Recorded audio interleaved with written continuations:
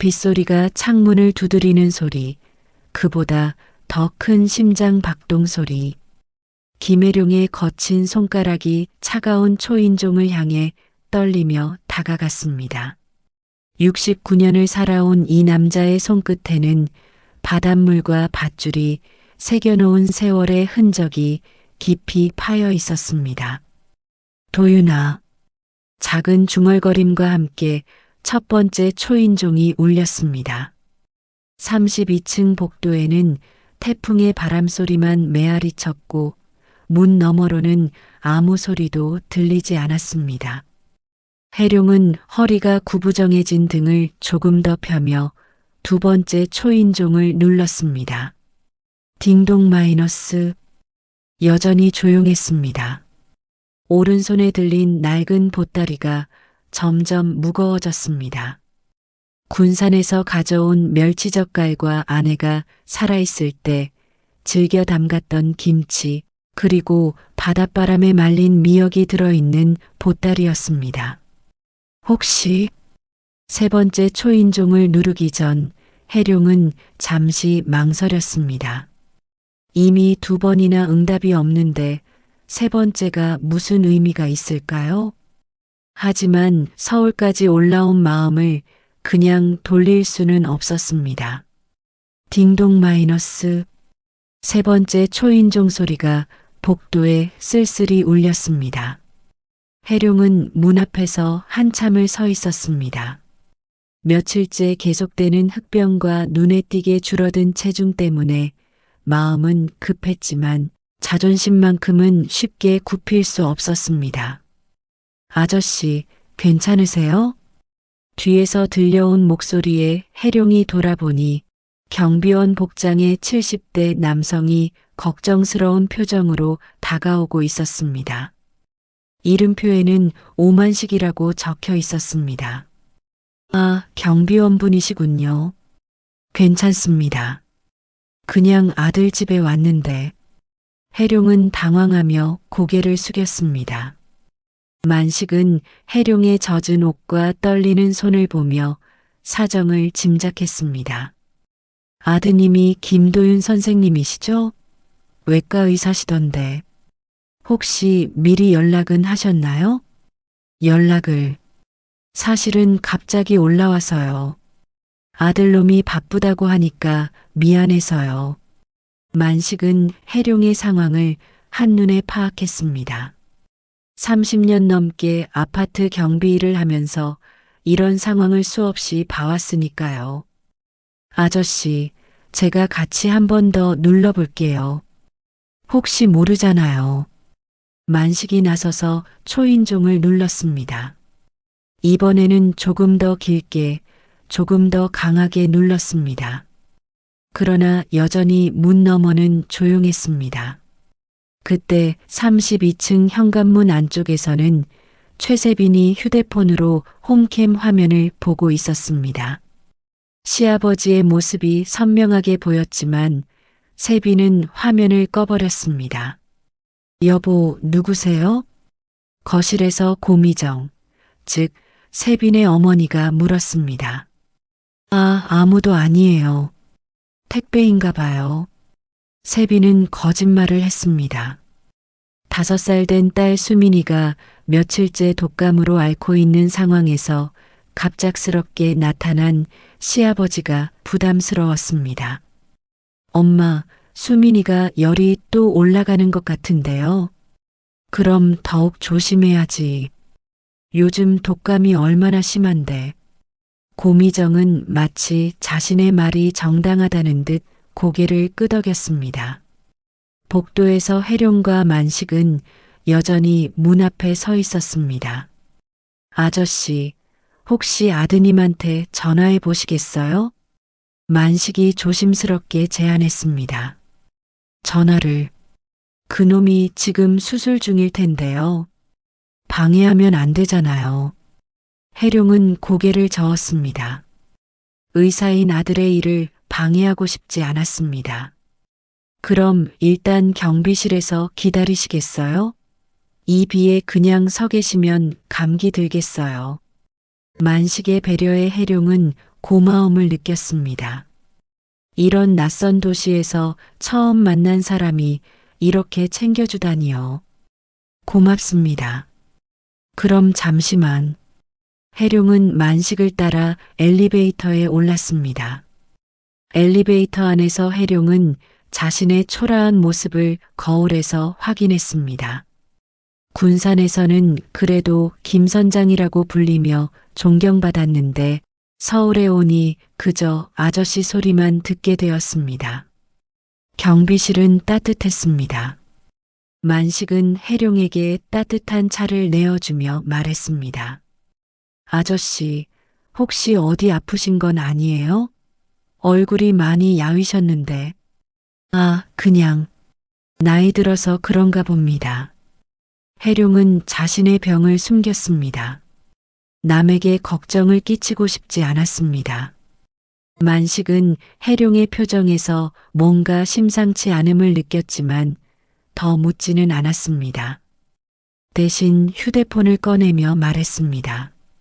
그럼 제가 아드님한테 연락해 드릴까요? 응급 상황이면 수술 중에도 받으실 텐데요. 아니에요, 아니에요. 응급은 아니니까. 그냥 기다려보죠. 해룡은 손을 저었습니다. 하지만 속으로는 점점 불안해졌습니다. 정말 그냥 응급이 아닐까? 이 흑병과 체중 감소가 정말 괜찮은 걸까? 경비실 벤치에 앉아 기다리는 해룡의 모습은 애처로웠습니다. 평생 바다에서 거친 파도와 맞서 싸워온 남자가 아들의 집 문턱 앞에서는 한없이 작아져 있었습니다. 아저씨, 저기 담요 하나 가져다 드릴게요. 옷이 다 젖으셨네요.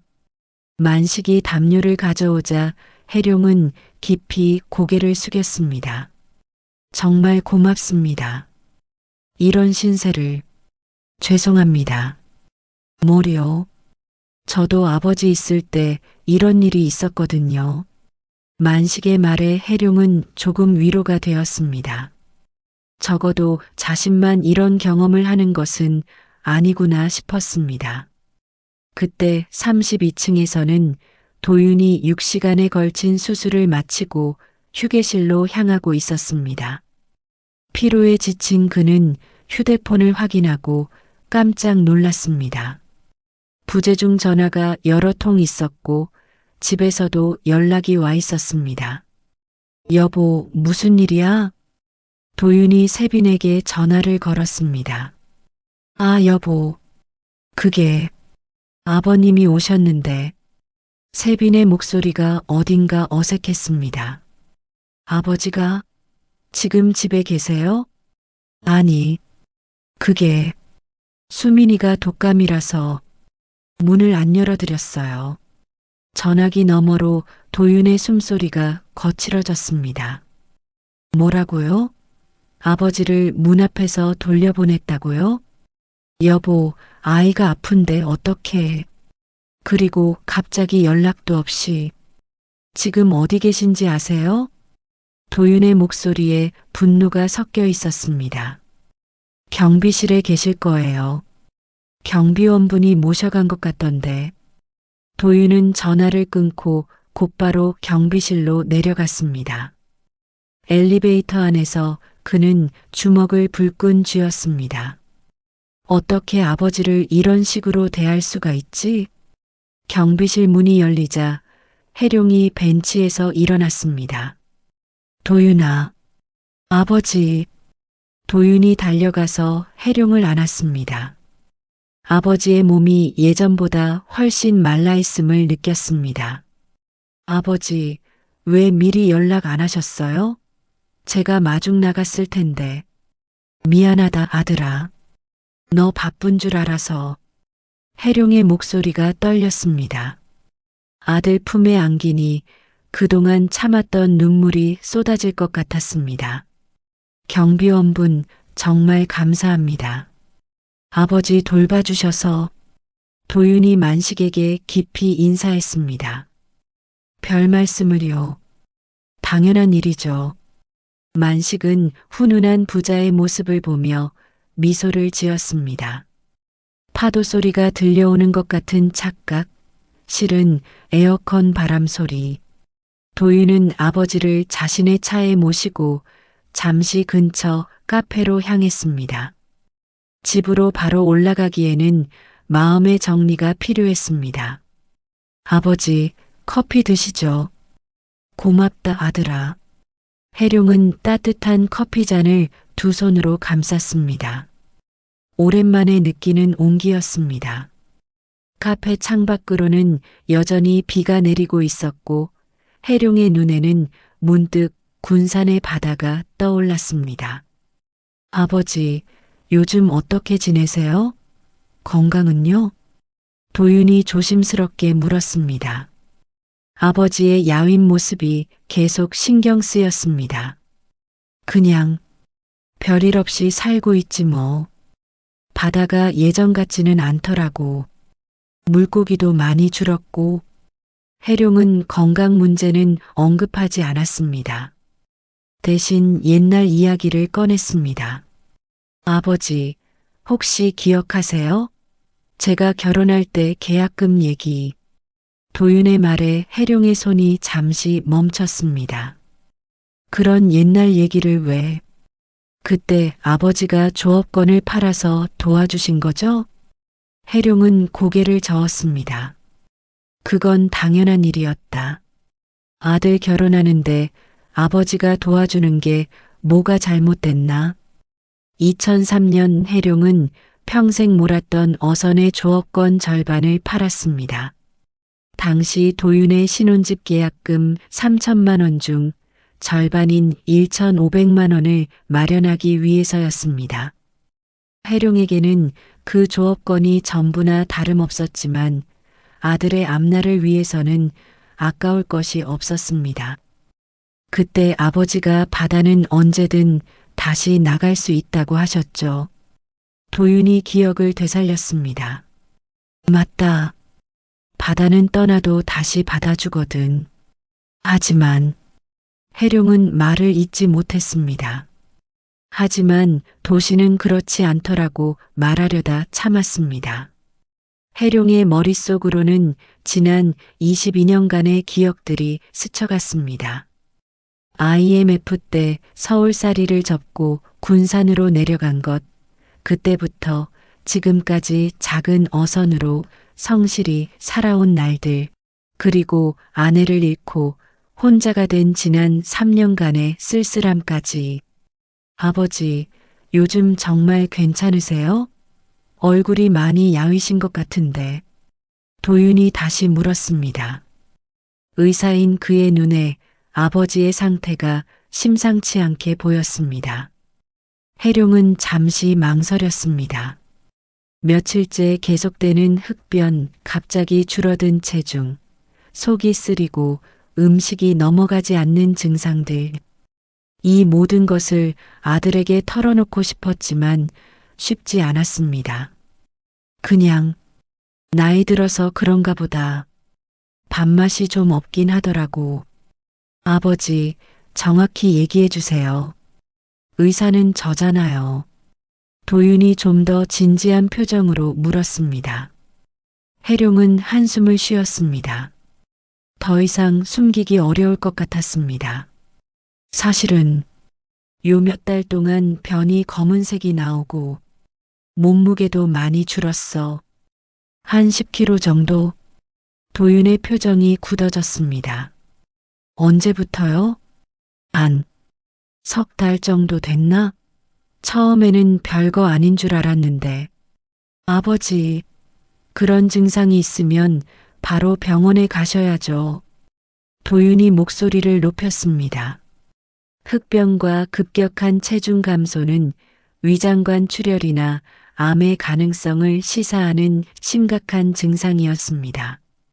병원은 큰 병원 가려면 서울까지 와야 하는데 너한테 패 끼치기 싫어서. 해룡의 말에 도윤은 가슴이 답답해졌습니다. 아버지가 이런 중요한 문제를 혼자 끙끙 앓고 있었다는 사실이 자책스러웠습니다.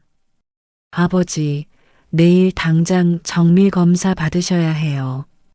제가 병원에 연락해서 예약 잡을게요. 하지만 오늘 집에서 며느리가 해룡이 망설였습니다. 그때 도윤의 휴대폰이 울렸습니다. 세빈의 전화였습니다. 여보, 언제 올 거야? 수민이 열이 더 올랐어. 지금 아버지랑 있어요. 곧 올라갈게요. 그래도 아이가 아버지 모시고 올라갈 거예요. 도윤의 말에 전화기 넘어가 잠시 조용해졌습니다. 여보, 그러면 수민이가 옮을 수도. 그만해요. 아버지는 우리 가족이에요. 도윤이 단호하게 말했습니다. 해룡은 아들과 며느리의 대화를 들으며 마음이 무거워졌습니다. 자신 때문에 가족 간에 갈등이 생기는 것이 싫었습니다. 도윤아, 그냥 여관에서 자마. 괜찮다. 무슨 소리세요? 집에 가세요. 아니다. 며느리 말도 일리가 있어. 아이가 아픈데. 해룡이 일어서려고 했습니다. 아버지, 앉아 계세요. 도윤이 아버지의 어깨를 잡으며 말했습니다. 내가 바다에서 배운 건 뭔지 아나?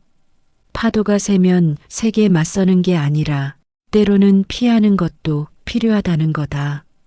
지금 피해야 할 때인 것 같구나. 해룡의 말에는 오랜 세월의 지혜가 담겨 있었습니다. 아버지, 기댈 바람은 바다뿐이라고 늘 생각했는데 서울에 와서는 기댈 바람도 없구나. 해룡의 중얼거림에 도윤은 가슴이 찢어질 것 같았습니다. 아버지, 제가 못났습니다. 도윤이 고개를 숙였습니다. 해룡은 아들의 머리를 쓰다듬었습니다. 너는 잘못이 없다. 다들 각자 사정이 있는 거지. 하지만 해룡의 마음속 깊은 곳에서는 서운함과 외로움이 파도처럼 밀려왔습니다. 평생 바다에서 살면서 거친 자연과 맞서 싸워온 자신이 이제는 아들의 집, 문턱 앞에서도 한없이 작아져야 하는 현실이 씁쓸했습니다. 그래도 아버지, 오늘만은 집에서 주무세요. 제가 다 해결할게요. 도윤이 간절히 말했습니다. 해룡은 아들의 간절한 눈빛을 보며 고개를 끄덕였습니다. 하지만 마음 한편으로는 과연 이게 옳은 일일까? 하는 의문이 들었습니다. 비는 여전히 내리고 있었고 카페 창밖에 서울거리는 해룡에게는 여전히 낯설기만 했습니다. 그는 문득 군산의 바다 냄새가 그리웠습니다. 짠내와 함께 불어오는 해풍, 갈매기들의 울음소리, 그리고 파도가 방파제에 부딪히는 소리까지. 아버지, 가요. 도윤이 일어서며 말했습니다. 해룡도 천천히 일어섰습니다. 무거운 마음을 이끌고 다시 32층을 향해 올라가야 할 시간이었습니다. 엘리베이터 상승음, 그리고 무거워지는 침묵. 32층에 도착한 아버지와 아들은 현관문 앞에서 잠시 멈춰 섰습니다. 도윤이 비밀번호를 누르는 소리가 유독 크게 들렸습니다. 삐삐삐 마이너스. 문이 열리자 현관에서는 최세빈이 어색한 표정으로 서 있었습니다. 그 뒤로는 고미정이 팔짱을 끼고 있는 모습이 보였습니다. 아버님, 안녕하세요. 세빈의 인사는 어딘가 어색했습니다. 몇 시간 전 홈캠으로 보았던 그 모습 그대로인 시아버지를 대면하니 죄책감이 들었습니다. 그래, 며느리야. 갑자기 와서 미안하다. 해룡은 고개를 숙이며 현관에 들어섰습니다. 신발을 벗으며 보따리를 조심스럽게 옆에 놓았습니다. 수민이는 어떠냐? 많이 아프다고 들었는데. 해룡이 걱정스럽게 물었습니다. 네. 열이 좀 있어요. 독감이라서. 세빈의 대답은 짧았습니다. 거실로 들어서자 고미정이 나섰습니다. 사위야, 갑자기 오시면 곤란하지. 미리 연락이라도 해주시지. 고미정의 말투에는 불편함이 드러나 있었습니다. 도윤이 분위기를 파악하고 끼어들었습니다. 어머님, 아버지가 몸이 안 좋으셔서 급하게 올라오신 거예요. 몸이 안 좋다고? 그럼 더더욱 미리 얘기를 해야지. 우리 수민이가 지금 독감으로. 어머니. 도윤의 목소리가 날카로워졌습니다. 해룡은 이런 분위기를 느끼고 마음이 더욱 무거워졌습니다. 자신 때문에 가족들이 다투는 모습을 보고 싶지 않았습니다. 도윤아, 괜찮다. 나는 그냥 근처 여관에서 잠아. 해룡이 보따리를 다시 들며 일어났습니다. 아버지, 무슨 소리세요? 여기서 주무세요. 아니다. 아이가 아픈데 괜히 방해하고 싶지 않다. 해룡의 고집에 도윤은 답답했습니다. 그때 안방에서 수민이의 기침 소리가 들렸습니다. 엄마, 목이 아파요. 수민아, 잠깐만. 엄마가 물 가져다 줄게. 세빈이 부랴부랴 안방으로 향했습니다. 고미정이 이 틈을 놓치지 않고 말했습니다. 봐요. 아이가 이렇게 아픈데 어른이 갑자기 오시면 어떡해요. 장모님, 아버지는 우리 가족이에요. 도윤이 참던 화를 내기 시작했습니다. 가족이라고 해서 무작정 이해해달라고 하면 안 되죠. 우리도 사정이 있다고요. 고미정의 말에 해룡은 더 이상 견딜 수 없었습니다. 그만하자. 내가 나가면 될 일이다. 해룡이 단호하게 말하며 현관으로 향했습니다. 아버지. 도윤이 뒤따라 나섰습니다. 아버지, 제발 가지 마세요. 제가 잘못했어요. 현관에서 도윤이 아버지의 소매를 붙잡았습니다. 너는 잘못이 없다. 다만 내가 여기 있으면 안 될 것 같구나. 해룡의 목소리에는 깊은 상처가 배어 있었습니다. 그럼 제가 같이 나가겠어요. 근처 호텔에서. 안 된다. 너는 며느리하고 아이 돌봐야지. 해룡이 고개를 저었습니다. 결국 해룡은 근처 모텔로 향했습니다. 도윤은 아버지를 모시고 가며 내내 죄송하다는 말만 반복했습니다. 모텔에 도착한 것은 밤 10시가 넘어서였습니다. 서울장 모텔이라는 허름한 간판이 비에 젖어 있었습니다. 아버지, 여기 말고 좀 더 좋은 곳으로. 괜찮다. 잠만 자면 되는 거 아니냐? 해룡이 카운터에서 키를 받았습니다. 하루 4만 원짜리 방이었습니다. 그럼 아버지, 내일 아침에 제가 모시러 올게요. 꼭 병원 가셔야 해요. 도윤이 간절히 말했습니다. 알겠다. 너도 빨리 들어가거라. 며느리가 기다린다. 해룡이 아들의 등을 토닥였습니다. 도윤이 떠나고 나자 해룡은 201호 방 열쇠를 바라보며 한숨을 쉬었습니다. 69년을 살면서 이렇게 서러운 적이 있었을까요? 방은 생각보다 깨끗했습니다. 하지만 해룡에게는 궁전보다도 쓸쓸하게 느껴졌습니다. 보따리를 침대 옆에 놓고 창문을 열었습니다. 서울의 밤 공기가 들어왔지만 바다 냄새는 없었습니다. 아이고, 이게 뭔 꼴이냐? 해룡이 혼잣말을 했습니다. 군산에서는 그래도 동네 사람들이 김 선장이라고 부르며 인사를 했는데 서울에서는 아들 집에서조차 환영받지 못했습니다. 핸드폰이 울렸습니다. 도윤의 전화였습니다. 아버지, 주무세요? 아직 안 잤다. 아버지. 정말 죄송해요. 제가 못났어요. 전화기 너머로 도윤의 흐느끼는 소리가 들렸습니다. 울지 마라. 너도 어려운 처지 아니냐. 혜룡이 아들을 달랬습니다. 아버지가 조업권 파서 제 결혼 도와주신 건데 이렇게 되다니. 그런 옛날 얘기하지 마라. 그때는 그때고 지금은 지금이다. 하지만 혜룡의 마음속에는 서운함이 깊이 박혀 있었습니다. 한편 32층 집에서는 도윤이 세빈과 고미정을 마주하고 앉아 있었습니다. 여보, 너무 심하게 말한 거 아니야? 세빈이 조심스럽게 물었습니다. 심하게? 아버지를 모텔로 보낸 게 심한 거 아니에요? 도윤의 목소리에는 분노가 섞여 있었습니다. 하지만 수민이 핑계대지 마요.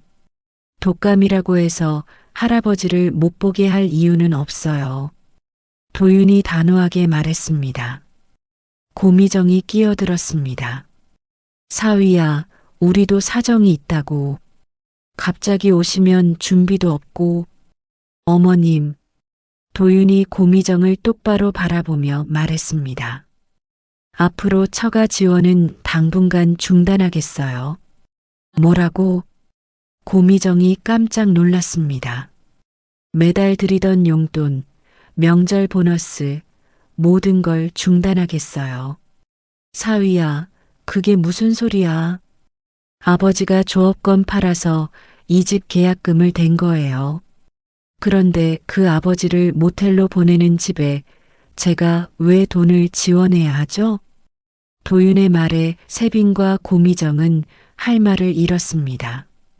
여보, 너무 화내지 마. 화낼 만하지 않아요? 아버지가 얼마나 자존심 강한 분인데. 도윤이 목소리를 높였습니다. 모텔에서 혜룡은 잠을 이루지 못하고 있었습니다. 침대에 누워 천장을 바라보며 생각에 잠겼습니다. 내가 뭘 잘못했나? 아들을 위해 평생 살았는데. 갑자기 속이 쓰려왔습니다. 며칠째 계속되는 증상이었지만 오늘은 유독 심했습니다. 화장실에 가서 변을 보니 역시 검은색이었습니다. 이거 진짜 큰일 난 건 아닌가? 혜룡이 걱정스럽게 중얼거렸습니다. 새벽 2시 도윤이 모텔로 찾아왔습니다. 집에서 더 이상 견딜 수 없었던 것입니다. 똑똑똑 마이너스. 아버지, 저예요. 문이 열리자 도윤이 눈물을 흘리며 아버지를 껴안았습니다. 미안해요, 아버지. 정말 미안해요. 이 녀석아, 왜 이 밤중에. 아버지, 제가 못났어요. 정말 못났어요. 도윤이 아버지 품에서 오열했습니다. 41살의 외과 의사가 평생 바다에서 살아온 아버지 앞에서 아이처럼 울고 있었습니다. 괜찮다, 아들아. 다 이해한다. 혜룡이 아들의 등을 토닥였습니다. 아버지가 조업권 파신 걸 제가 잊고 있었어요. 아니, 잊은 게 아니라 외면하고 있었어요. 그런 얘기 하지 마라. 제가 의사가 되고 좋은 집에 살게 된 것도 다 아버지 덕분인데 어떻게 이럴 수가 있어요. 도윤의 참회에 혜룡은 마음이 아팠습니다. 너는 잘못이 없다. 다만 앞으로는 이런 일이 없었으면 좋겠구나. 아버지, 내일부터 아버지 모시고 살겠어요. 며느리가 뭐라고 해도 안 된다. 가정의 평화가 중요하다. 혜룡이 고개를 저었습니다. 그럼 제가 아버지 집으로 내려가서 살겠어요. 그것도 안 된다. 너는 서울에서 할 일이 있잖아. 아버지와 아들은 새벽까지 이야기를 나누었습니다. 22년 전 조업권을 팔던 날의 기억, 혜룡이 혼자 견뎌온 3년간의 외로움, 그리고 오늘 느꼈던 서운함까지. 아버지, 정말 몸은 괜찮으세요? 내일 병원 가서 확인해 보자. 해룡이 아들을 안심시켰습니다. 새벽 4시가 되어서야 도윤은 집으로 돌아갔습니다. 해룡은 아들을 배웅하며 창밖으로 새벽 서울을 바라봤습니다. 여전히 바다는 보이지 않았지만 아들의 진심만큼은 확실히 느낄 수 있었습니다. 병원 복도의 발걸음 소리, 그리고 기계음들. 다음 날 오전 9시 도윤은 아버지를 모시고 자신이 근무하는 상급 종합병원으로 향했습니다. 해룡은 평생 대학병원에 와본 적이 거의 없었기에 모든 것이 낯설었습니다. 여기가 우리 병원이에요, 아버지. 도윤이 자랑스럽게 말했습니다. 하지만 해룡에게는 너무 크고 복잡해 보였습니다. 이런 큰 병원에서 일하는구나. 해룡이 감탄했습니다. 아들이 이런 곳에서 인정받는 의사라는 사실이 자랑스러웠습니다. 접수를 마치고 내과 대기실에 앉아 있는데 도윤의 동료 의사들이 인사를 했습니다. 도윤이 형, 아버님이세요? 네, 제 아버지입니다. 도윤이 소개했습니다. 안녕하세요. 아드님이 저희 병원의 에이스예요. 젊은 의사의 말에 해룡은 뿌듯했습니다. 과찬입니다. 아들놈이 잘해주세요. 해룡이 겸손하게 대답했습니다. 곧 진료실로 호명되었습니다. 담당인은 50대 중반의 베테랑 내과 교수였습니다. 김혜룡 환자분이시죠? 어떤 증상으로 오셨나요? 네. 몇 달 전부터 변이 검게 나오고 체중이 많이 줄었습니다. 해룡이 조심스럽게 증상을 설명했습니다. 교수는 진지한 표정으로 병력을 청취했습니다. 언제부터 증상이 시작되었나요? 석 달 정도 됐습니다. 체중은 얼마나 빠지셨어요? 한 10kg 정도. 교수의 표정이 더욱 심각해졌습니다. 다른 증상은 없으세요? 속 쓰림이나 소화불량은요? 네, 그것도 있습니다. 요즘 밥맛이 많이 없어졌어요. 해룡의 대답을 들은 교수는 도윤을 바라봤습니다. 같은 의사끼리의 눈빛 교환이었습니다. 일단 정밀 검사가 필요합니다. 내시경과 CT를 찍어보겠습니다. 네. 검사비는 얼마나? 해룡이 걱정스럽게 물었습니다. 아버지, 걱정하지 마세요. 제가 다 처리할게요. 도윤이 아버지의 손을 잡았습니다. 하지만 시골집 할 일은 없을 거예요. 해룡의 중얼거림에 도윤은 가슴이 아팠습니다. 아버지가 검사비 때문에 집까지 팔 생각을 하고 있다는 사실이 충격이었습니다. 검사 예약을 잡는 동안 윤서진이라는 의료사회복지사가 찾아왔습니다. 안녕하세요. 저는 의료사회복지사 윤서진입니다. 환자분 도우러 왔어요. 서진은 35세의 경력 많은 복지사였습니다. 노인 환자들의 병원 생활을 돕는 것이 전문이었습니다. 아, 안녕하세요. 해룡이 일어나서 인사했습니다. 혹시 보호자분이 없으시면 제가 검사 동행해 드릴게요. 서류 작성도 도와드리고요. 고맙습니다. 아들이 있긴 한데 바빠서. 괜찮아요. 이런 일이 제 일이에요. 서진의 친근한 태도에 해룡은 마음이 편해졌습니다. 검사는 다음 날로 예약되었고 해룡은 다시 모텔로 돌아가야 했습니다. 아버지, 오늘은 집에서 주무세요. 아니다. 어제 일도 있고 그냥 모텔이 편하다. 해룡이 고집을 부렸습니다. 사실 집에 돌아가기가 부담스러웠습니다. 세빈과 고미정의 차가운 시선을 또 받고 싶지 않았습니다. 그날 저녁 32층 집에서는 긴장된 분위기가 흘렀습니다. 도윤이 가족들을 거실에 모았습니다. 오늘 아버지 병원에 모시고 갔어요. 어떻게 나왔어요? 세빈이 조심스럽게 물었습니다. 내일 정밀 검사 받으셔야 해요. 상태가 심각할 수도 있어요. 도윤의 말에 세빈의 얼굴이 굳어졌습니다. 그럼 오늘은 모시고 와야 하는 거 아니야? 아버지가 모텔에서 주무시겠다고 하세요. 왜요? 어제 일 때문에 부담스러워 하세요. 도윤의 말에 세빈은 죄책감을 느꼈습니다. 고미정이 끼어들었습니다. 그래도 어제는 어제고 오늘은 오늘이지. 아픈 사람을 모텔에 혼자 두면 안 되지. 고미정의 말이 의외였습니다. 어머니가 그렇게 말씀하시니까 당연한 얘기지. 아무리 그래도 가족인데. 고미정도 어제 일에 대해 반성하고 있었습니다. 그럼 제가 모시러 가겠어요. 세빈이 일어났습니다. 아니요. 제가 가겠어요. 도윤이 만류했습니다. 여보, 제가 가야 해요.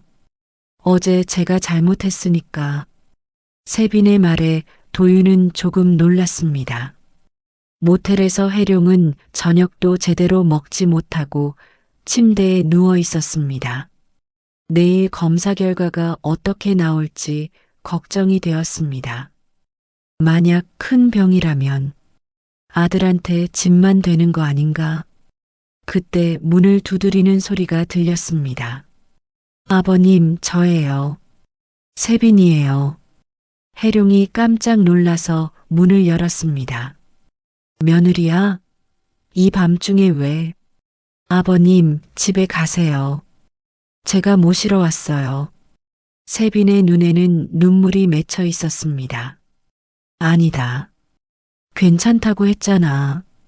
아버님, 제가 어제 너무 심했어요. 정말 죄송해요. 세빈이 고개를 숙였습니다. 괜찮다. 너도 사정이 있었던 거 아니냐? 아니에요. 변명의 여지가 없어요. 아버님이 아프신데 어떻게 그럴 수가 있어요. 세빈의 진심 어린 사과에 혜룡은 마음이 움직였습니다.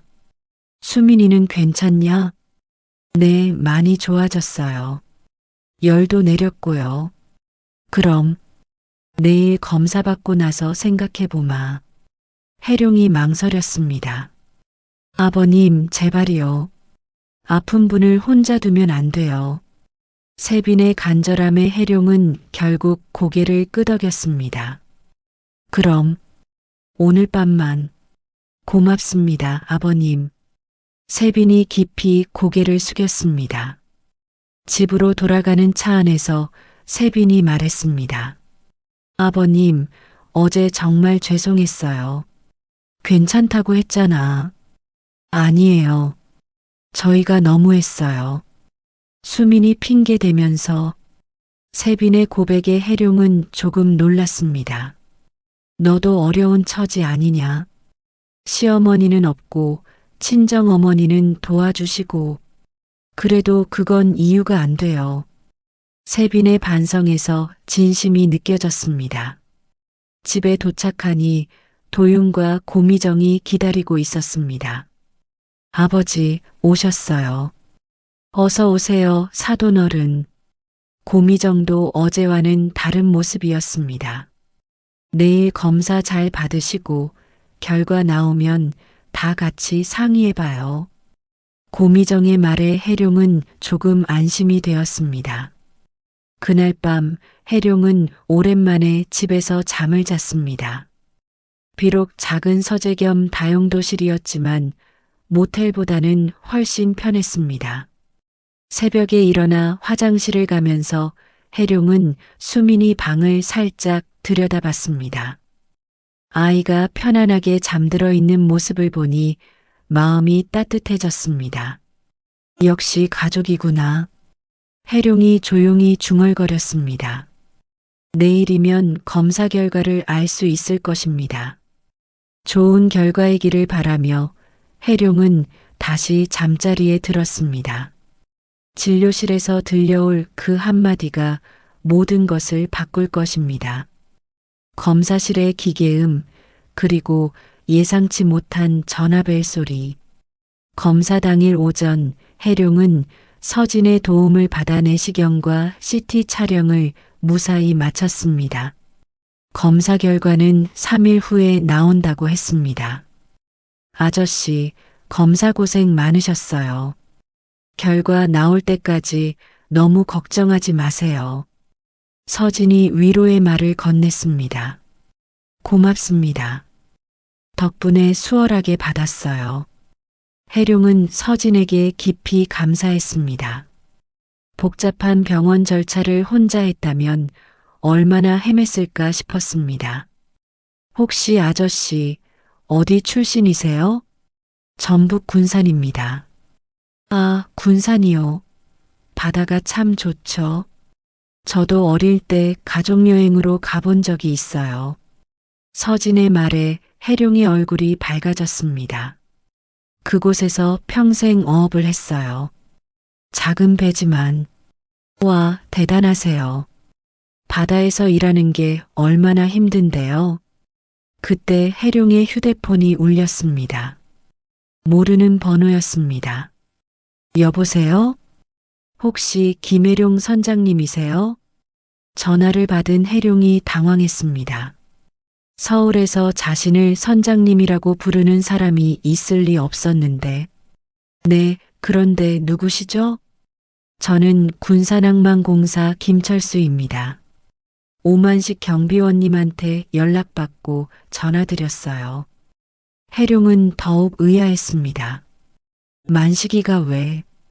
선장님 혹시 2003년 9월 태풍 때 좌초된 어선 구조하신 기억나세요? 갑작스러운 질문에 해룡은 잠시 멈칫했습니다.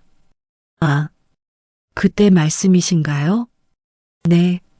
당시 CCTV 영상을 찾았어요. 그때 일이 너무 대단해서 기록으로 남겨뒀거든요.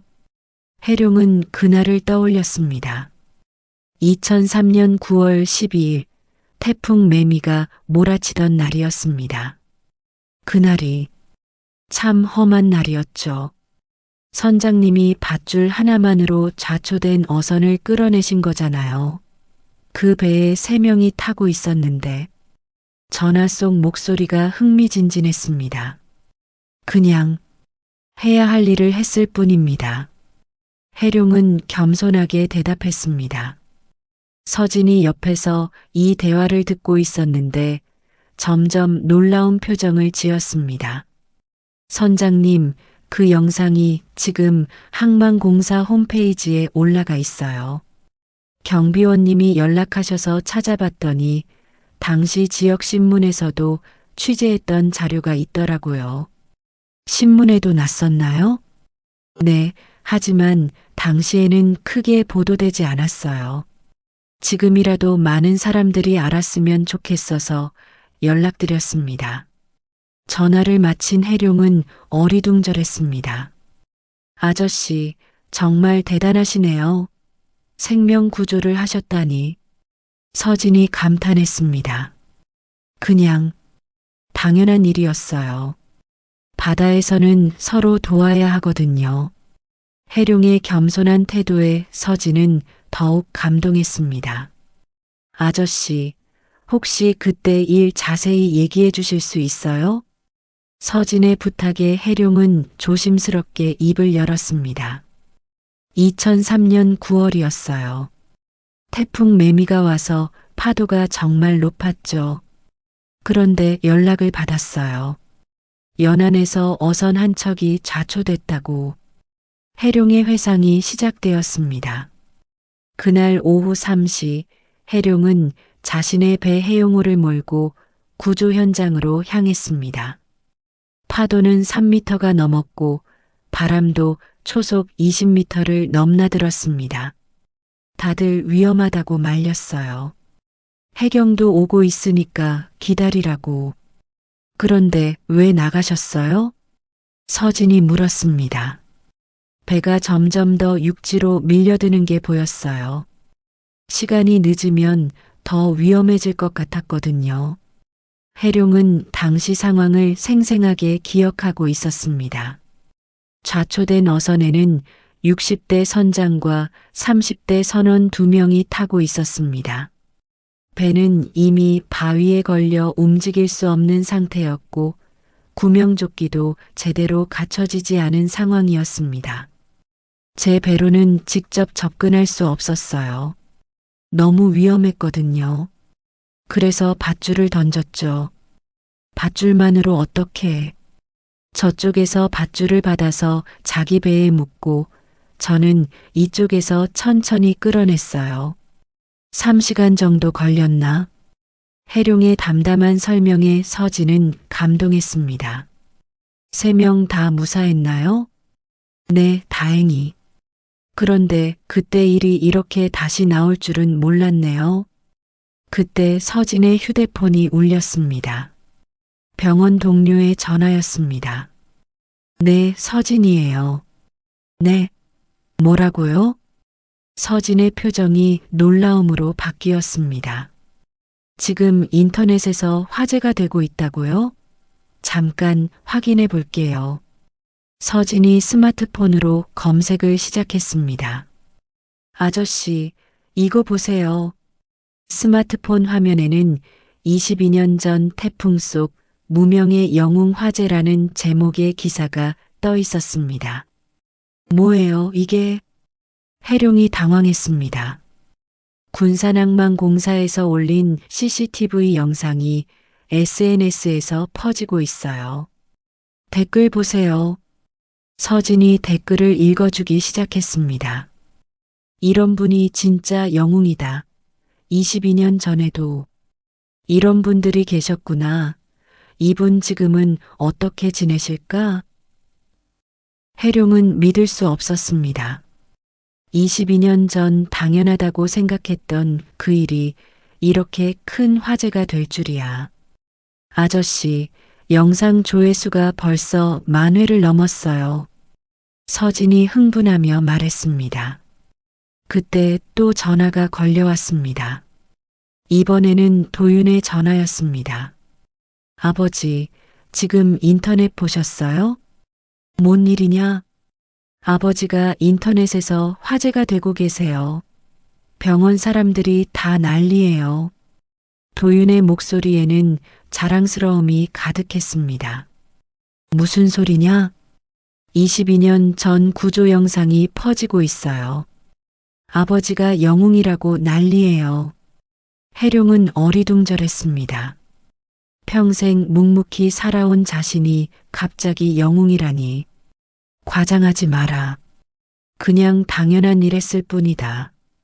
아버지, 정말 대단하세요.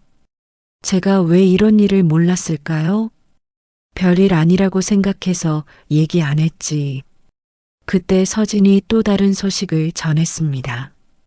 아저씨, 우리 병원 후원회에서 연락 왔어요. 치료비 지원을 하고 싶다고 하는데요. 치료비 지원이요? 해룡이 놀랐습니다. 네, 병원에 봉사자 커뮤니티가 있거든요. 그분들이 아저씨 이야기를 듣고 감동했다고 해요. 그럴 필요 없어요. 제가 알아서. 아저씨, 받으세요. 선한 일을 하신 분이 선한 보답을 받는 게 당연해요. 서진의 설득에 해룡은 말을 잇지 못했습니다. 한편 32층 집에서는 난리가 났습니다. 세빈이 휴대폰으로 영상을 보고 있었는데 고미정이 다가왔습니다. 뭘 그렇게 열심히 봐? 어머니, 이거 보세요. 아버님이에요. 세빈이 휴대폰을 보여주었습니다. 어머, 정말? 이게 시아버님이야? 고미정이 깜짝 놀랐습니다. 영상 속에서는 거친 파도 속에서 밧줄을 던지는 해룡의 모습이 보였습니다. 젊은 시절의 해룡은 의연하고 씩씩한 모습이었습니다. 대단하시네. 이런 분을 우리가 어떻게 대했나? 고미정의 목소리가 작아졌습니다. 어머니, 정말 죄송해요. 어제까지도 저희가 세빈도 부끄러워했습니다. 영상의 댓글들이 계속 올라오고 있었습니다. 이런 분이 진짜 어른이시다. 요즘 이런 분들 찾기 힘든데 존경합니다. 이분 가족들은 정말 자랑스러우시겠어요. 마지막 댓글을 본 세빈은 고개를 숙였습니다.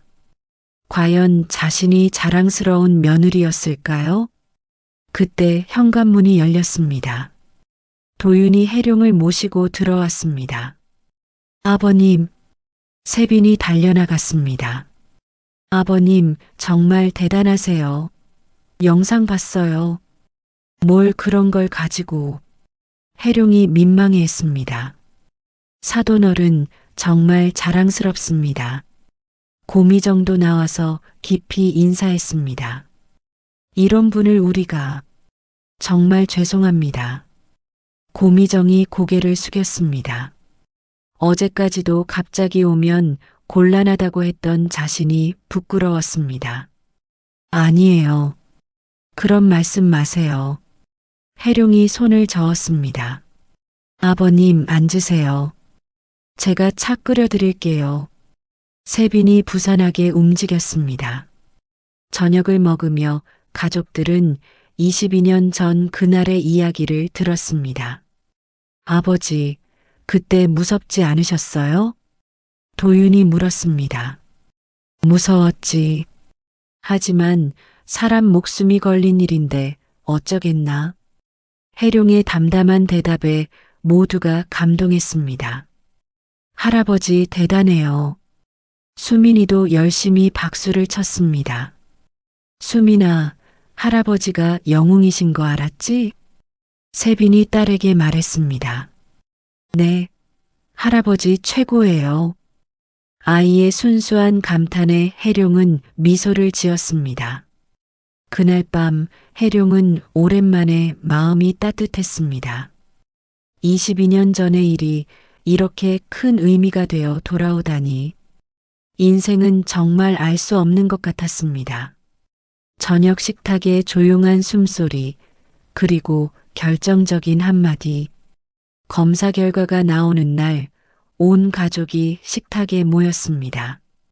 드물게 고미정도 조용했고 평소 떠들썩하던 수민이도 심각한 분위기를 감지했는지 얌전했습니다. 도윤이 검사 결과지를 펼쳤습니다.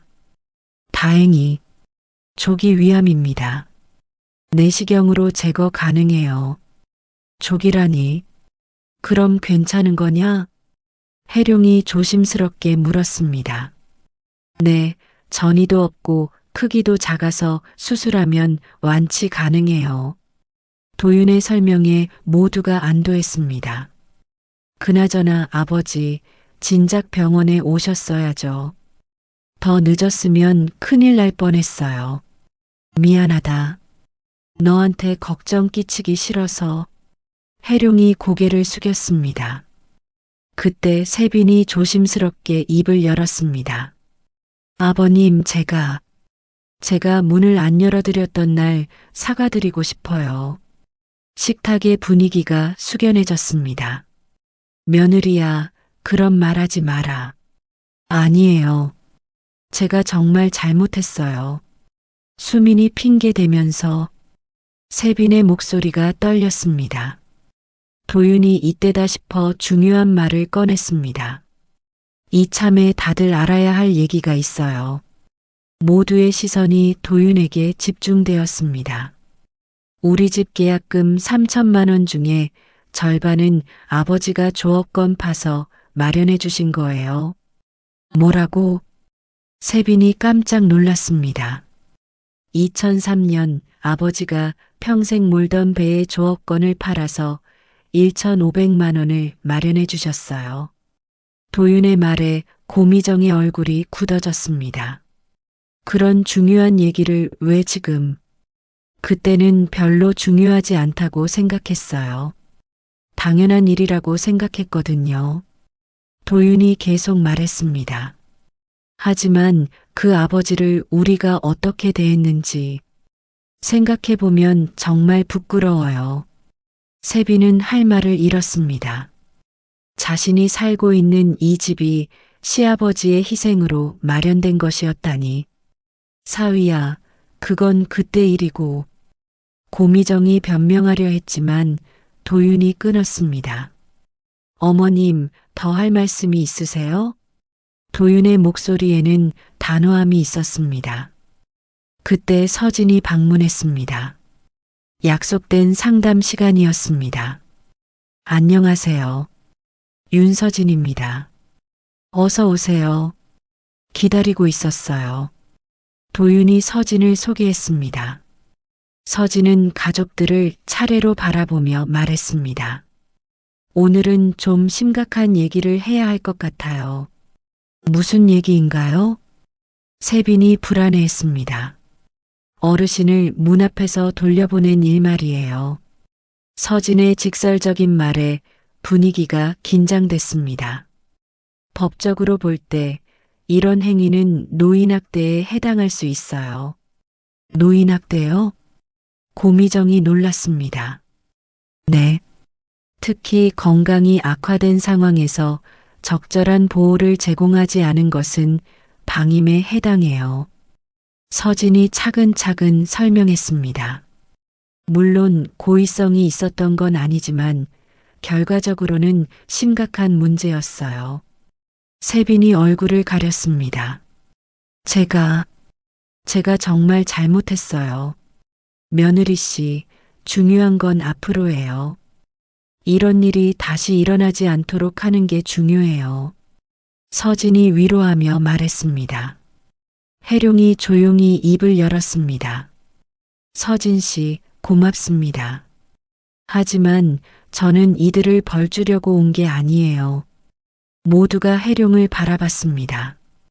다만 문턱을 사람보다 높게 세우지는 말았으면 좋겠어요. 혜룡의 말에 깊은 의미가 담겨 있었습니다. 문턱이요? 수민이가 천진하게 물었습니다. 수민아, 할아버지가 무슨 말씀인지 아니? 혜룡이 손녀에게 물었습니다. 문턱이 높으면 들어오기 어려워요. 수민이의 순수한 대답에 모두가 웃었습니다. 맞다. 문턱이 높으면 가족도 들어오기 어려워진단다. 혜룡이 수민이의 머리를 쓰다듬었습니다. 세빈이 눈물을 흘리며 말했습니다. 아버님, 앞으로는 문턱을 낮추겠어요. 아니, 아예 없애겠어요. 없앨 필요는 없다. 적당한 높이면 돼. 혜룡의 넉넉한 미소에 세빈은 더욱 죄송해했습니다. 고미정도 조심스럽게 말했습니다. 사돈어른, 제가 너무 심했어요. 우리 집 규칙만 내세우고. 어머님, 규칙도 필요해요. 다만 사람을 먼저 생각하는 규칙이면 좋겠어요. 혜룡의 말에 고미정은 고개를 끄덕였습니다. 도윤이 마지막으로 말했습니다. 아버지, 수술 날짜 잡았어요. 다음 주 화요일이에요. 고맙다 아들아. 그리고 수술 끝나면 여기서 회복하세요. 충분히 나을 때까지. 도윤의 제안에 혜룡은 잠시 망설였습니다. 괜찮겠냐? 며느리하고 장모님도 불편하실 텐데. 아니에요, 아버님. 오히려 제가 돌봐드리고 싶어요. 세빈이 간절히 말했습니다. 맞아요. 아픈 사람을 혼자 두면 안 되죠. 고미정도 동의했습니다. 서진이 흐뭇하게 바라보며 말했습니다. 이렇게 해결되니까 정말 다행이에요. 가족이 함께하는 게 최고의 치료제거든요. 그런데 서진 씨는 어떻게 이런 일까지 해주시나요? 혜룡이 고마워하며 물었습니다. 제 일이에요. 병원에서 환자분들이 가족과 잘 지내시는 걸 보는 게 제일 기뻐요. 서진의 말에 모두가 감동했습니다. 저녁을 먹으며 해룡은 생각했습니다. 22년 전 조업권을 팔 때는 아무 생각 없이 당연한 일이라고 생각했는데 그것이 이렇게 큰 의미가 되어 돌아오다니. 아버지, 그때 조업권 파실 때 후회 안 하셨어요? 도윤이 물었습니다. 후회? 그런 건 없었다. 아들 잘 되는 게 아버지 소원이니까. 해룡의 대답에 도윤은 눈시울이 붉어졌습니다. 하지만 아버지도 힘드셨을 텐데. 힘든 건 서로서로지. 너도 의사 되려고 얼마나 고생했나? 그래도 도윤아, 가족은 서로 돕는 거야. 계산하고 따지는 게 아니라. 해룡의 말에 식탁의 모든 사람들이 숙연해졌습니다. 수민이가 갑자기 말했습니다. 할아버지, 저도 커서 할아버지 도와드릴게요. 수민이가, 네, 할아버지가 아플 때 간호해드릴게요. 아이의 순수한 다짐에 모두가 웃었습니다. 고마워, 수민아. 할아버지가 수민이 덕분에 힘이 나네. 해룡이 손녀를 안아주었습니다. 그날 밤 해룡은 다용도실에서 잠들기 전에 창밖을 바라봤습니다. 서울의 불빛들이 반짝이고 있었지만 이제는 낯설지 않았습니다. 역시 가족이구나. 해룡이 조용히 중얼거렸습니다. 문턱은 낮출수록 바람이 잘 통한다는 걸 오늘에서야 가족들이 깨달은 것 같았습니다. 수술실 불빛이 가족의 마음을 하나로 만들 시간이 다가옵니다. 수술실 앞 복도의 시계 소리, 그리고 기다림의 무게. 수술 당일 아침 6시 32층 집은 평소보다 일찍 깨어났습니다. 해룡은 금식 때문에 물 한 모금도 마실 수 없었지만 오히려 마음은 평온했습니다. 아버님, 괜찮으세요? 세빈이 걱정스럽게 물었습니다. 어제 밤부터 계속 해룡 곁을 지키고 있었습니다. 괜찮다. 별일 아니야. 해룡이 미소를 지었습니다. 정작 수술을 받을 당사자가 가장 차분했습니다. 할아버지, 무섭지 않아요? 수민이가 할아버지 손을 꼭 잡으며 물었습니다. 수민이가 있으니까 안 무서워. 해룡이 손녀의 머리를 쓰다듬었습니다. 고미정이 정성스럽게 준비한 가방을 들고 왔습니다. 사돈어른, 입원용품 다 챙겼어요. 수술 후에 필요한 것들. 고맙습니다, 장모님. 해룡이 깊이 고개를 숙였습니다. 7시 30분, 일행은 병원으로 향했습니다. 도윤이 운전을 하고 세빈과 고미정, 수민이가 함께했습니다. 온 가족이 해룡을 위해 나선 것이었습니다. 병원에 도착하자 서진이 기다리고 있었습니다. 아저씨, 오늘이에요. 파이팅 하세요. 고맙습니다. 덕분에 여기까지 왔네요. 해룡이 서진에게 감사 인사를 했습니다. 입원 수속을 밟는 동안 간호사가 말했습니다. 김혜룡 환자분, 후원금이 들어와 있어요. 치료비 걱정 안 하셔도 될 것 같아요. 후원금이요? 해룡이 놀랐습니다. 네, 인터넷에서 아저씨 이야기를 본 분들이 많이 도와주셨어요. 간호사의 말에 해룡은 감격했습니다. 22년 전에 그 일이 이렇게까지 큰 도움이 되다니 정말 감사할 따름입니다. 해룡의 목소리가 떨렸습니다.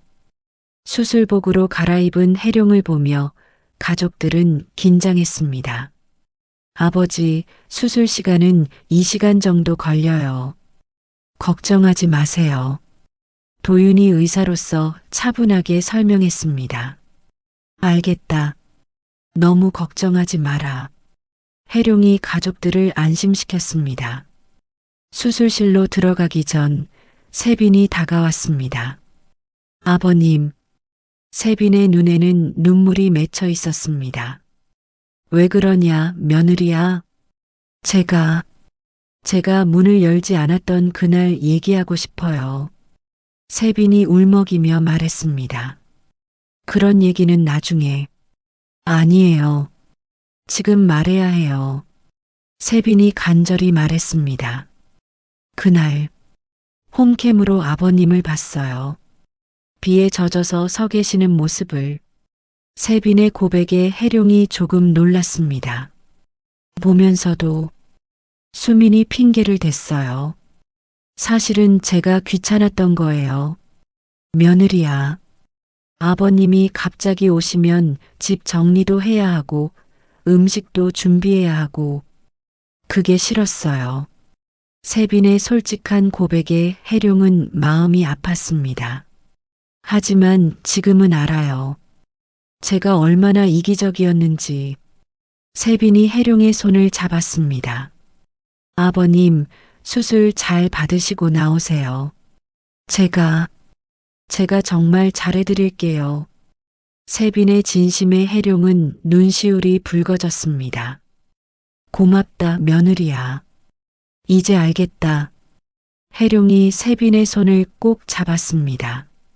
문은 밖에서만 여는 게 아니구나. 마음도 안에서 열어야 하는 거였어.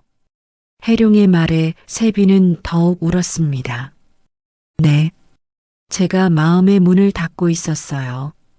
이제 열면 된다. 문은 언제든 열 수 있거든. 혜룡의 따뜻한 말에 세빈은 고개를 끄덕였습니다. 수술실 문이 닫혔습니다. 가족들은 대기실에서 기다렸습니다. 이 시간이 지났습니다. 수술실 불빛이 꺼지고 의료진이 나왔습니다. 수술 잘 끝났습니다. 다행히 깨끗하게 제거됐어요. 의사의 말에 가족들은 안도의 한숨을 쉬었습니다. 완치 가능한가요?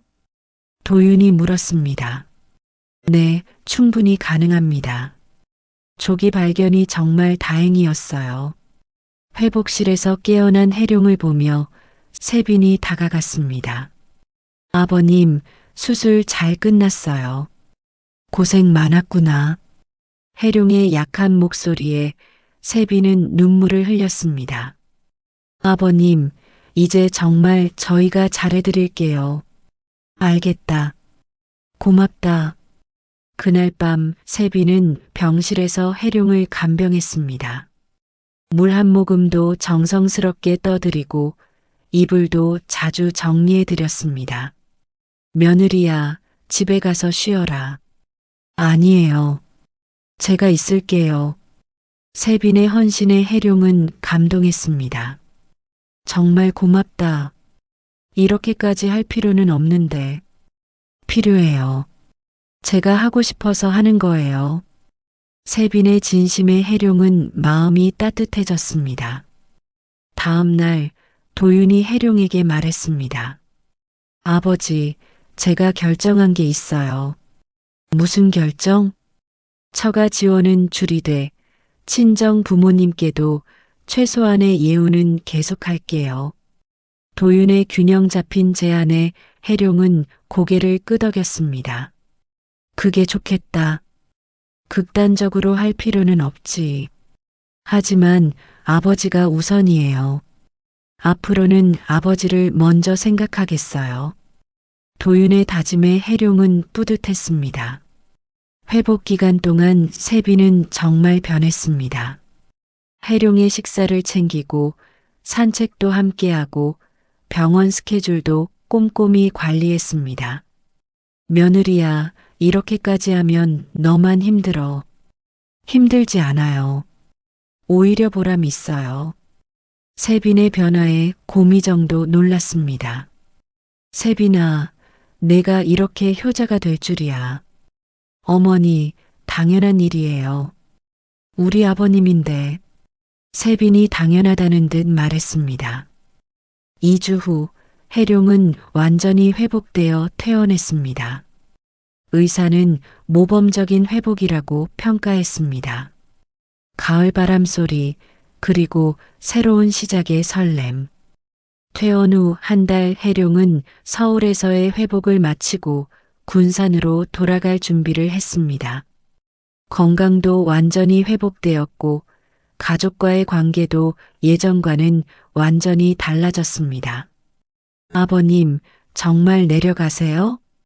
세빈이 아쉬워하며 물었습니다. 그래야지. 바다가 그리워서 못 살겠다. 해룡이 웃으며 대답했습니다. 그럼 자주 올라오세요. 아니면 저희가 자주 내려갈게요. 그러마. 이제는 언제든 환영이니까. 해룡의 말에 세빈은 미소를 지었습니다. 짐을 싸는 해룡을 보며 수민이가 말했습니다. 할아버지, 저도 군산 가고 싶어요. 수민이도? 그럼 방학 때 오너라. 할아버지가 배도 태워주고. 정말요? 와. 수민이가 기뻐 날뛰었습니다. 하지만 할아버지, 혼자 계시면 외로우실 텐데. 도윤이 걱정했습니다. 외롭지 않다. 바다가 있으니까. 해룡이 창밖을 바라보며 말했습니다. 그리고 이제는 마음도 다르고. 어떻게 다르세요? 세빈이 물었습니다. 예전에는 혼자라고 생각했는데 이제는 가족이 있다는 걸 확실히 아니까. 해룡의 말에 모두가 따뜻한 미소를 지었습니다. 출발 전날 밤 가족들은 마지막 저녁을 함께 했습니다. 아버지, 이번 일로 제가 많이 배웠어요. 도윤이 진솔하게 말했습니다. 뭘 배웠는데? 가족의 소중함이요. 그리고 진짜 효도가 뭔지도. 도윤의 말에 해룡은 고개를 끄덕였습니다. 효도는 거창한 게 아니다. 그냥 마음을 여는 거지. 네, 이제 알겠어요. 세빈도 끼어들었습니다. 아버님, 제가 정말 많이 변했죠? 많이 변했지. 처음에는 문도 안 열어줬는데. 해룡이 웃으며 말했습니다. 아, 그 얘기는 이제 그만해요. 세빈이 부끄러워하며 손을 저었습니다. 하지만 그 일이 있어서 우리가 진짜 가족이 됐으니까 나쁜 일만은 아니었어. 해룡의 말에 모두가 동감했습니다. 다음 날 아침 해룡은 군산으로 떠났습니다. 온 가족이 KTX역까지 배웅 나왔습니다. 아버지, 매달 내려갈게요. 아버님, 몸 조심하세요. 할아버지, 빨리 또 보고 싶어요. 가족들의 배웅을 받으며 해룡은 기차에 올랐습니다. 오는 때와는 완전히 다른 기분이었습니다. 군산에 도착한 해룡은 집으로 가기 전에 항구를 찾았습니다. 오랜만에 보는 바다는 여전히 푸르고 아름다웠습니다. 역시 바다야. 해룡이 깊이 숨을 들이마셨습니다. 짠내와 함께 불어오는 바람이 그리웠습니다. 며칠 후 해룡은 새로운 일을 시작했습니다. 작은 어선 동호회에서 아이들에게 안전 교육을 시키는 일이었습니다. 아저씨들, 바다에서 제일 중요한 게 뭔지 아나? 해룡이 10명 남짓한 초등학생들에게 물었습니다. 안전이요. 아이들이 큰 소리로 대답했습니다. 맞다. 그런데 안전보다 더 중요한 게 있어. 뭐예요? 서로 돕는 거야. 바다에서는 혼자 살 수 없거든. 해룡이 22년 전 구조 경험을 바탕으로 아이들에게 가르쳤습니다. 선생님도 사람 구해주신 거 맞죠? 한 아이가 물었습니다. 그건 당연한 일이었어. 너희들도 나중에 그런 상황이 오면 도와줄 수 있겠지? 네. 아이들의 씩씩한 대답에 해룡은 뿌듯했습니다. 한 달 후 약속대로 도윤이 가족과 함께 군산을 찾았습니다. 아버지, 잘 왔구나. 해룡이 가족들을 반갑게 맞았습니다. 할아버지, 보고 싶었어요. 수민이가 해룡에게 달려들었습니다. 할아버지도 수민이가 보고 싶었어. 아버님, 혼자 계시니까 어떠세요? 세빈이 물었습니다. 좋다. 바다도 보고 아이들도 가르치고. 해룡이 만족스럽게 말했습니다. 정말 건강해 보이세요. 마음이 편하니까 몸도 좋아지더라고. 그날 저녁 해룡은 가족들을 데리고 항구 산책로를 걸었습니다. 아버지, 여기가 그때 구조 현장인가요? 도윤이 물었습니다. 저기 바위 부근이야. 해룡이 가리키는 곳을 보며 가족들은 감탄했습니다. 정말 대단하세요, 아버님. 세빈이 존경스럽게 말했습니다. 대단한 게 아니라 당연한 거였어. 해룡은 여전히 겸손했습니다. 항구 난간에 기대어 해룡이 말했습니다. 문턱은 낮출수록 바람이 잘 드나들더라고. 무슨 말씀이세요? 수민이가 고개를 갸웃했습니다. 집 문턱도 그렇고 마음의 문턱도 그래. 낮추면 낮출수록 좋은 바람이 들어와. 해룡의 말에 가족들은 고개를 끄덕였습니다. 아버님 말씀이 맞아요. 저도 마음의 문턱을 낮췄더니 훨씬 행복해졌어요.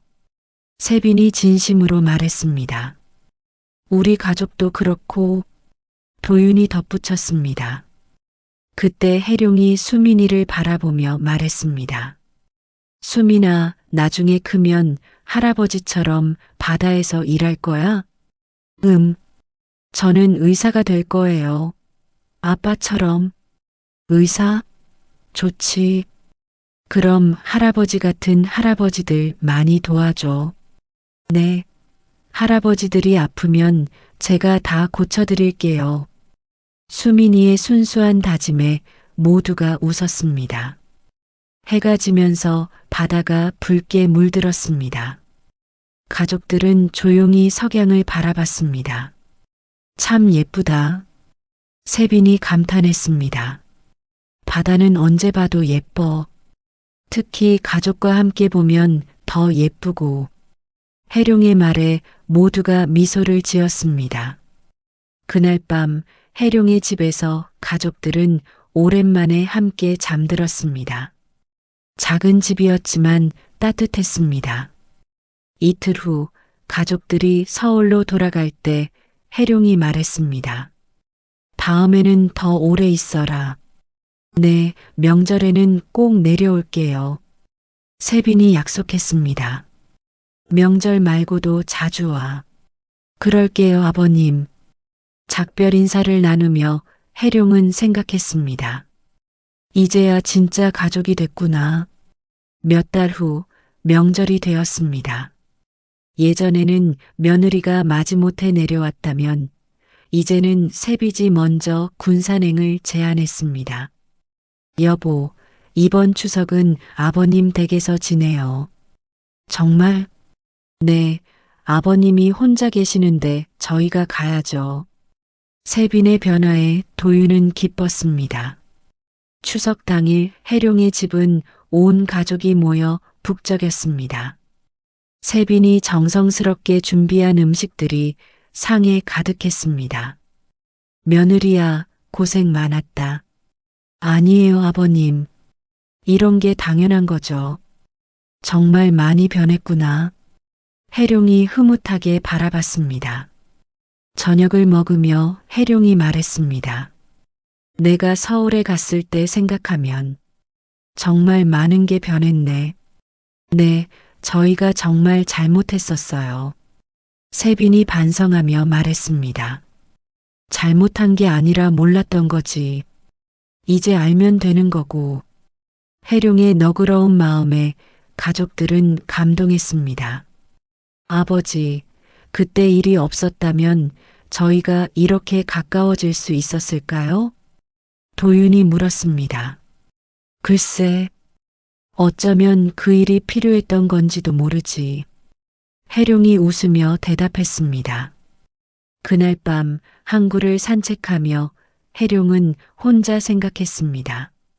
69년을 살면서 이런 행복이 또 있을까? 달빛이 바다를 비추고 있었습니다. 파도 소리가 자장가처럼 들렸습니다. 해룡은 항구 난간에 기대어 깊이 숨을 들이마셨습니다. 문턱은 낮출수록 바람이 드나들었습니다. 해룡이 혼잣말을 했습니다. 그 순간 그는 저 멀리 시청자들을 바라보는 것 같았습니다. 여러분의 집 문턱은 지금 몇 센티입니까? 해룡의 질문이 바람을 타고 퍼져나갔습니다. 가족의 문턱, 마음의 문턱. 혹시 너무 높게 세워두지는 않으셨나요? 해룡이 다시 물었습니다. 문턱은 언제든 낮출 수 있습니다. 아니, 낮춰야 합니다. 그래야 따뜻한 바람이 들어올 수 있거든요. 바다에서 불어오는 바람이 해룡의 흰 머리를 흔들었습니다. 저는 69년 만에 깨달았습니다. 문턱보다 중요한 건 문을 여는 마음이라는 걸. 해룡이 마지막으로 미소를 지었습니다. 여러분도 오늘 밤 가족에게 먼저 문을 열어보시는 건 어떨까요? 해룡의 말이 끝나자 파도 소리만 들렸습니다. 평화롭고 따뜻한 밤이었습니다. 그로부터 1년 후 해룡은 여전히 군산에서 건강하게 살고 있습니다. 어선 동호회 아이들은 해룡을 김할아버지라고 부르며 따릅니다. 도윤은 매달 한 번씩 군산에 내려가 아버지와 바다를 봅니다. 세빈은 명절마다 가장 먼저 시부모 댁을 찾는 며느리가 되었습니다. 수민이는 할아버지가 가르쳐준 바다 이야기를 친구들에게 자랑하며 자랍니다. 그리고 32층 아파트의 현관문은 이제 누구에게나 열려 있습니다. 문턱도 예전보다 훨씬 낮아 보입니다. 여러분은 어떠신가요? 오늘 이 이야기를 들으시면서 어떤 생각이 드셨나요? 혹시 여러분의 집에도 너무 높은 문턱은 없으신가요? 가족과의 관계에서 첫 번째 문을 열기 어려웠던 경험 또는 문턱을 낮춘 후 찾아온 따뜻한 변화의 경험이 있으시다면 댓글로 나눠주세요. 여러분의 이야기가 다른 분들에게도 큰 힘이 될 것입니다. 구독과 좋아요는 더 많은 따뜻한 이야기를 만드는데 큰 도움이 됩니다. 감사합니다.